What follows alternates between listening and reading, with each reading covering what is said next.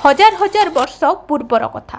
सेतबेले पृथ्वी रे कौनसी मनीष नथिले, मात्र थिले पशु पक्षी और प्रकृति। धरित्री देवी एकाकी होई पड़िथिले। रातिरे से चंद्र को डाकिले, मु एकाकी, मते संतान दरकार।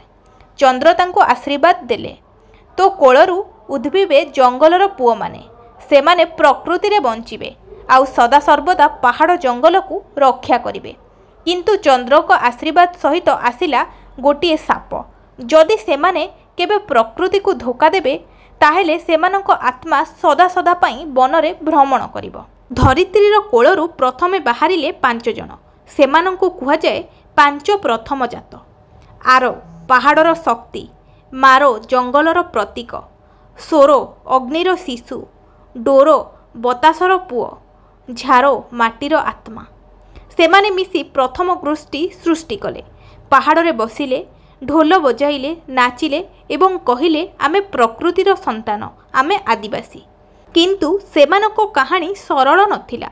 प्रत्येकଙ୍କ शरीर लुचिथिला भिन्न भिन्न शक्ति। केही बनर पशु सहित कथा होई जाए, केही पवन को नियंत्रण करि दिए, किए अग्नि को लिभेई दिए, तो केतबेले मन हेले जळेई दिए। रातिरे सेमाने अग्निकुंडरे बसिथिले। हठात पवन बहिला, गछगुड़िक कांदिबाकू लागिले। सेमानंको सामनारे आसिला गोटे कला आत्मा। से कहिला, तुमे धरित्रीर संतान, किंतु स्मरण रख, प्रकृतिरु जे जन्मिछ से प्रकृति को धोखा देले तुमर आत्मा सदाकाल पाई शापित होइजिवो। एही कथा सुनी सबु 5 प्रथम जात शपथ कले, आमे प्रकृति को केबे क्षति करिबुनी, आमे सदा सर्वदा जंगलर प्रहरादार। दिनकू दिन सेमानंकर पिला माने पढ़िले। नुआ नुआ गोष्ठी सृष्टि हेला। प्रत्येक गोष्ठीर निजर गीत नाच देवता थिला। किंतु सेमाने केवल मनीष नुहे, सेमानंको नड़ी रे प्रकृतिर शक्ति बहुथिला। एही कारणरु आजि पर्यंत आदिवासी माने पशु, गछ, नदी सहित जीवनर संबंध रखती। आदिवासींको जन्म एही कहानीर सत्य किंबा गल्प केही कहि परिबेनी। किंतु गोटिए सत्य, आदिवासी माने प्रकृति रे जन्मिछंती, प्रकृति रे बंचुछंती, आ प्रकृति को रक्षा करिबा तांको जीवनर ध्येय।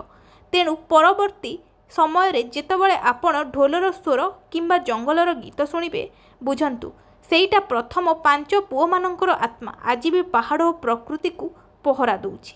एक अंधार राति जंगल पाखरे बसिथिले 5 जण। हठात गछगुड़िक कंपिला, पक्षी माने उड़ीगले, आउ आसिला गोटे कला आत्मा।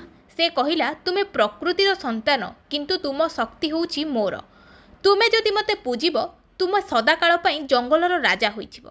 किंतु आरो जे कि पहाड़र पुओ थिला, दृढ़ स्वर रे कहिला, आमे प्रकृतिंको पूजक, आमे कोनोसी अंधकारी देवी को पूजिबुनी। कला आत्मा क्रोध होई कहिला, तुमर संतान माने शापित हेबे, सेमानंको जीवन सदा पाई जंत्रणा रे कटिबो। दिनकू दिन सेमानंको संतान बढ़िबारे लागिले। नुआ पिला माने जन्म नेले। किंतु आश्चर्य, प्रत्येक पिलार शरीर रे किछि विचित्र चिन्ह देखागला। काहार गोड़े पहाड़र आकार, काहार हातरे जंगलर चिन्ह, काहार पिठिरे अग्निर आकृति। बुझागला कला आत्मांको साप सत होईगला। सेही पिला माने प्रकृतिरु अलगा हेले। सापर कारणरु गोष्ठी रे भिन्न भिन्न होईगले।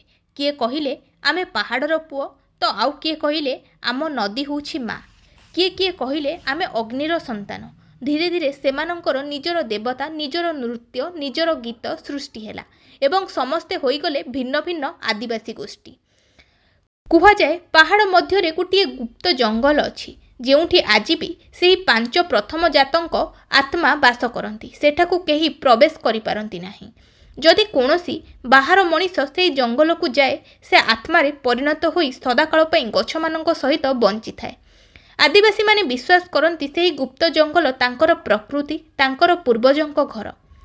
आदिवासींको जन्म रे आशीर्वाद थिला, साप मध्य थिला। से माने प्रकृतिर संतान, किंतु प्रकृतिर पहारदार मध्य। सभ्य समाज सेमानंकु पछुआ कहूची, किंतु सत्य होउची सेमाने होउचंती प्रथम मनीष। जदि केबे रात्रि रे आपण ढोलर स्वर शुणिबे, जानि रखंतु सेही प्रथम 5 पुओंको आत्मा आज भी प्रकृति को रक्षा करुछि।